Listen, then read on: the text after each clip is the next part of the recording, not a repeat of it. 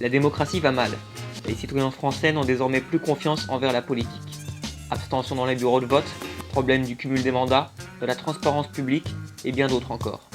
Des citoyens qui ne se sentent pas assez représentés ni entendus à travers ce modèle démocratique.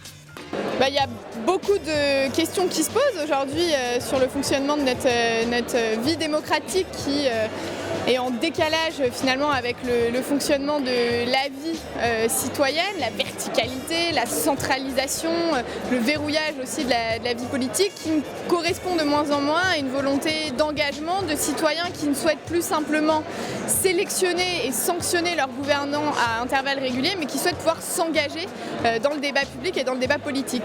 Alors il y a, de mon point de vue, différentes solutions qui peuvent être apportées à cette crise démocratique majeure que nous connaissons. La première, c'est d'essayer de repenser les institutions, essayer de les réformer, essayer par exemple de limiter le cumul des mandats et la professionnalisation de la politique. Une deuxième manière de le faire, c'est de multiplier les interfaces entre les citoyens et les gouvernements, c'est-à-dire des plateformes de dialogue. C'est ce que tout le mouvement des civic tech incarne, mais il y en a beaucoup d'autres. Et puis le troisième ensemble de solutions, il repose sur les citoyens eux-mêmes, dans leur capacité à se mobiliser, à exiger une meilleure qualité de débat démocratique et à essayer de peser sur la décision. C'est ça l'essentiel, que les citoyens se réveillent. On vit à une période où on est tous capables sur les réseaux sociaux, avec nos smartphones, nos plateformes collaboratives, d'être contributeurs, de participer à énormément de choses.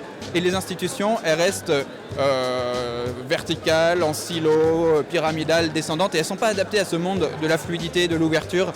Donc il faut changer les institutions, et ça veut dire, par exemple en France, sûrement changer la constitution de la Ve République et co-construire avec des citoyens une nouvelle constitution, une nouvelle république, voire même une première démocratie. Et donc ça, c'est aussi quelque chose qui a changé. Le constat est connu, on vit aujourd'hui une véritable crise de la démocratie.